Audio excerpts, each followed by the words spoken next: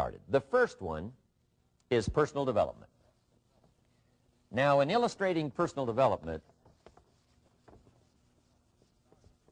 Mr. Schoaf, my teacher, started with money. You know, money's not the only place to start in talking personal development, but it's where he started, so let me share the thoughts he shared with me back then. Let me share them with you. Here's the best lesson I can give you on economics. It's very simple. We get paid for bringing value to the marketplace. That's about as simple as I can put economics. We get paid for bringing value to the marketplace. Now, it takes time to bring value to the marketplace. However, we do not get paid for time, so we cross that out. Mistakenly, the man says, I'm making about $20 for an hour. Not true. If that was true, you could just stay home, right, and have them send your money. So that's not true. We don't get paid for time. We get paid for value brought to the marketplace. Now, since that's true, here's one of the key questions of my talk to you today. Is it possible to become twice as valuable to the marketplace and make twice as much money in the same time? Is that possible? The answer is yes. Could you become 3 times as valuable as you might be right now to the marketplace and make 3 times as much money in the same time? And the answer is yes. 5 times, 10 times? Of course. America is unique. It's a ladder to climb. It starts down here, let's say, at $5 an hour, and it keeps going up. Top income last year, $80 million. The guy who runs Coca-Cola. Now, that's a heck of a ladder. That's why everybody wants to come here, right? The boat people are not headed for Vietnam. People haven't plotted and schemed for 50 years saying if I could just get to Poland, everything would be okay. Not true. Everybody wants to come to America. And the reason is because we've got the best wind ever blowing in our favor. We've got the best economic opportunity anybody's had in 6,500 years. And all you have to do is understand it and take advantage of it. Now, there's some key questions to ask here. Why would the marketplace pay someone only $5 an hour? Very simple answer.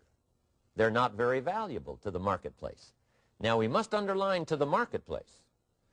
This person might be a very valuable brother, yes. Member of the family, valuable, yes. Valuable member of the church, of course. Valuable citizen of the country, yes. Valuable in the sight of God, no doubt. We're all of equal value in the sight of God. But if you're not very valuable to the marketplace, you don't get much money. You say, well, it shouldn't be that way. Well, then you got to start your own country. You know, this one's been in process for 200 years, and this is the best we've been able to come up with so far. But here's the key. You don't have to stay here. Now, there was a big debate in Congress last year that this $5 was not enough, should be 6, should be 6, should be 6. But we don't need legislation. 6 is already on this ladder. The next step up. You know, if you work for McDonald's, they'll pay you $5 an hour to take out the trash. If you whistle while you take out the trash, they'll pay you $6 an hour. So we don't need that legislation. You just need to take lessons on how to whistle. Have a good attitude.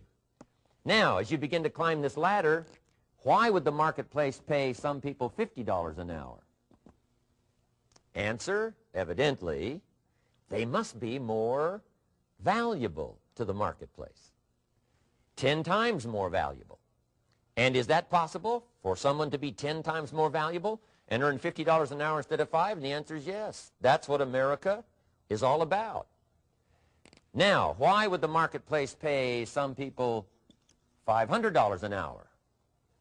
Evidently, this person must be much more valuable to the marketplace. That's what's important to understand, to the marketplace. And would the marketplace pay one person $80 million for 1 year's work? And the answer is, of course. If you helped a company make $1 billion, would they pay you $80 million? I'm telling you, it is possible. And that's why America is so exciting. That's why this financial ladder is so exciting. It's possible for all of this to come true for all of you, no matter where you start. As a student in school, just getting started out there in the workplace, this is all possible for you. Now, Mr. Schoaf gave me the clue on how to climb this ladder as high as I wanted to climb. Now, we're talking primarily economics here. There's a lot of other ways to become valuable to your family, valuable to your friends, valuable to the community, valuable to the team, right? Valuable to the team effort, valuable to the concert. But here's what he said to me. In climbing this ladder economically, all you have to do is work harder on yourself than you do on your job. Once I heard that, it made sense to me.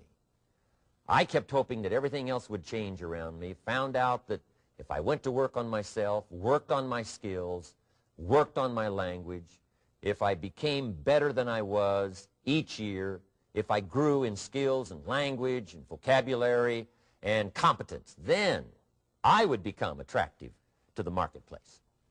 Not very long ago, a company called me and said, Mr. Rohn, we're expanding internationally. We'd like to have a bit of your expertise to help us. Would you give us a bit of your time? We'll add some millions to your fortune. And I said, okay. And I thought later, isn't that interesting they would call me? Then my second thought was, of course they'd call me. Who else would they call? I can get the job done. Now, what a contrast for me, farm boy from Idaho, raised in obscurity, parents of modest means, broke when I was 25. How come I would get a telephone call and someone offer me a lot of money to help them in expanding around the world? Simple answer, evidently. Something happened to me between age 25 and where I am today. And I can tell you where it all started.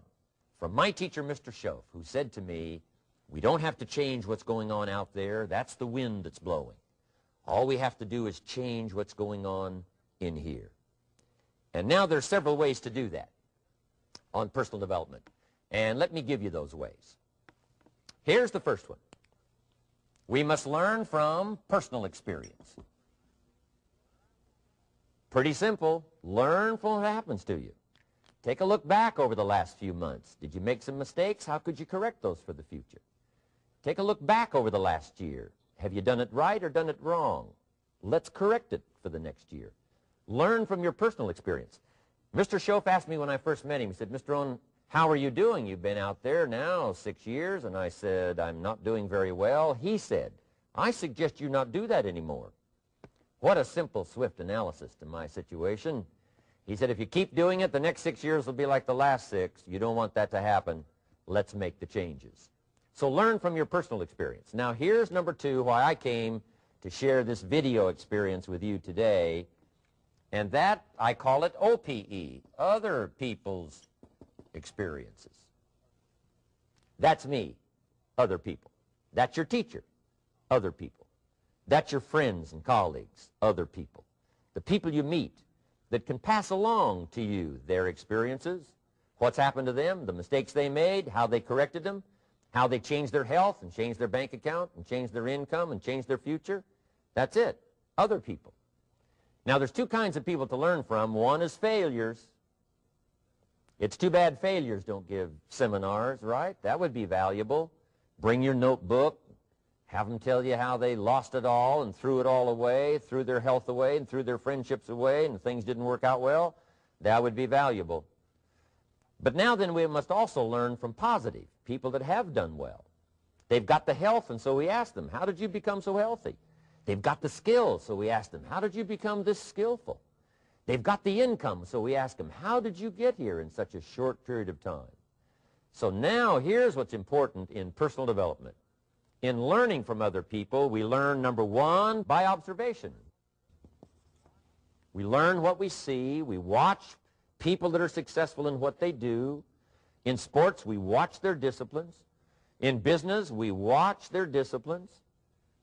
By observation, what we can see. The reason I created this video is something that you could see someone's experiences translated for you. Second, we learn by what we hear. I've got some of my lectures on cassette tapes, so you can take them with you wherever you go and learn by listening.